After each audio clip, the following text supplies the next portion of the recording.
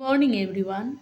I hope you are doing well. Myself Kuhu Sarkar, and in this video I'm going to talk about skill enhanced course paper by Bardwan University major and minor course for English. তো এই ভিডিওতে আমি কিছুটা discussion করব এবং কিভাবে question আসবে, কত মার্কসের কোয়েশ্চেন আসবে, কত মার্কসের পেপার, এই জিনিসগুলো নিয়ে আমি ডিসকাশন করব।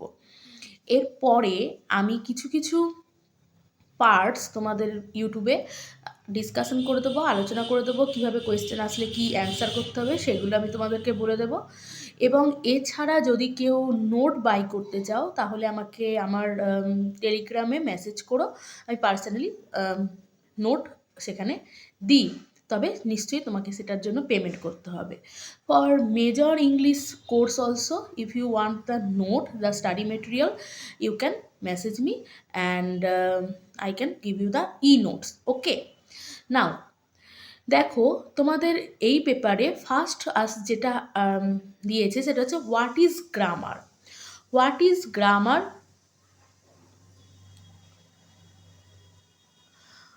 What is grammar? The philosophy of grammar, the importance of grammar, different approaches to grammar, traditional approach, communicative approach, and transformational generative grammar, grammar in speech and writing.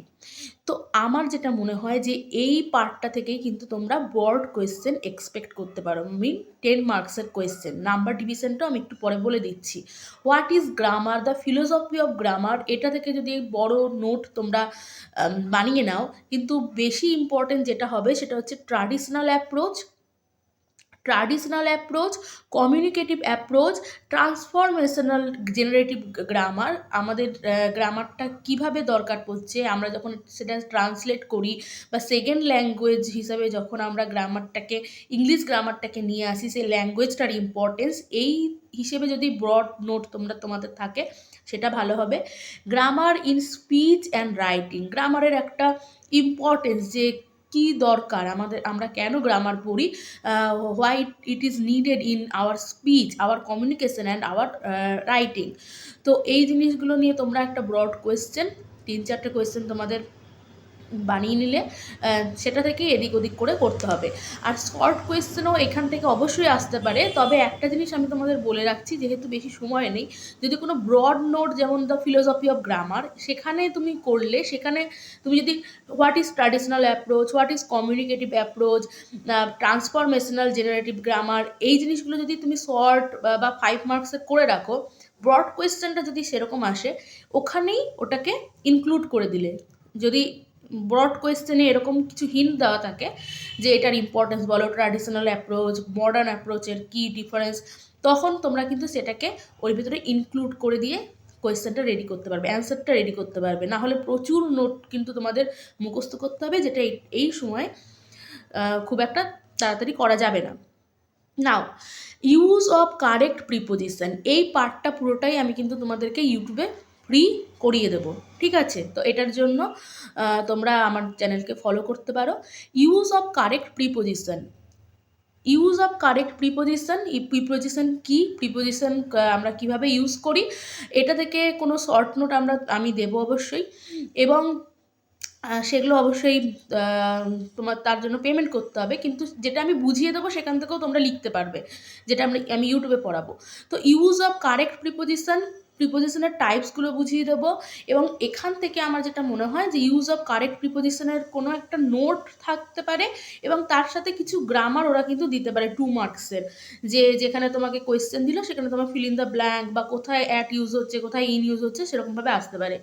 Subject verb agreement, subject verb agreement কি, what is subject verb agreement, এটা একটা question মুখস্থ করলে, এবং তার সঙ্গে example দিয়ে যে কিভাবে ইউজ হচ্ছে, এবং তার সাথে সাথে আমার যেটা মনে হয় যে কোথায় ইউজ হচ্ছে, তোমাকে যদি কোয়েশ্চেনটা দেয় তুমি যেন কারেক্ট অ্যান্সার করতে পারো, তার জন্য সাবজেক্ট ভার্ব অ্যাগ্রিমেন্টের কিন্তু একটু প্র্যাকটিস করে নেওয়াটাও ভালো।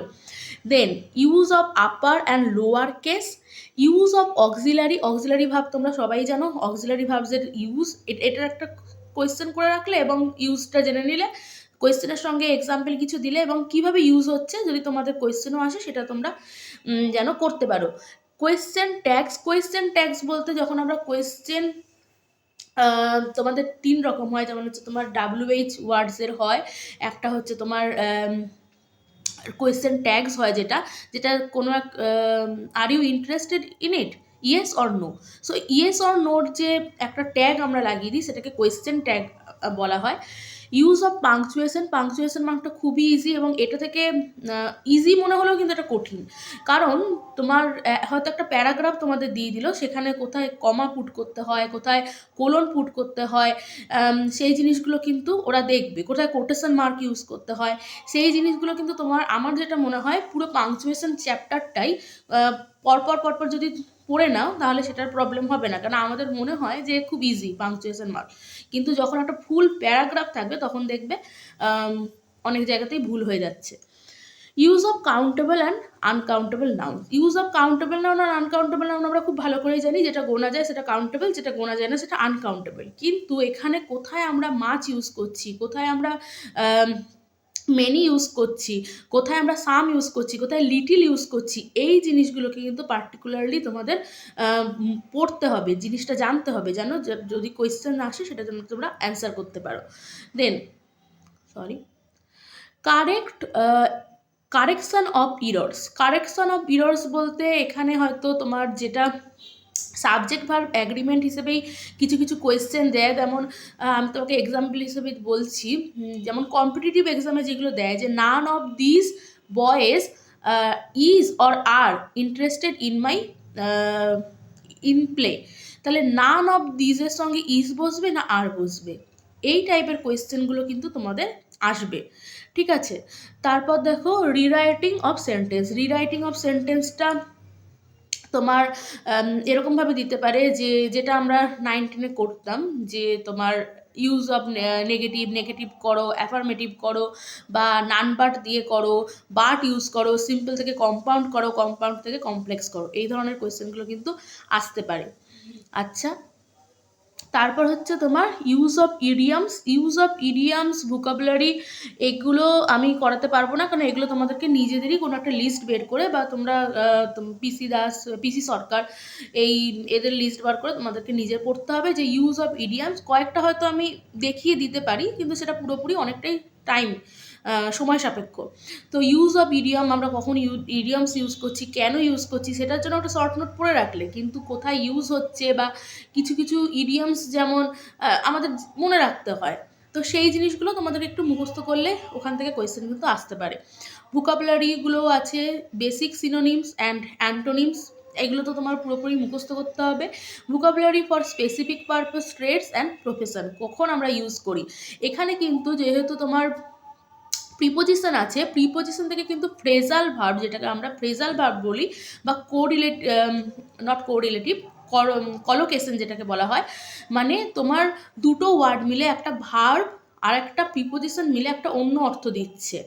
যেমন আমরা বলি ব্রট আপ, তাহলে ব্রট আপটা কি, ব্রট আপ মানে হচ্ছে কাউকে বড় করা, বা বড় হয়েছে, নারিশড করা কাউকে, তাহলে ব্রট একটা হচ্ছে ভার্ব, তার সঙ্গে আপ একটা প্রিপোজিশন, এই দুটো মিলে একটা অন্য অর্থ দিচ্ছে, এগুলো কিন্তু মুখস্থ করতে হয়।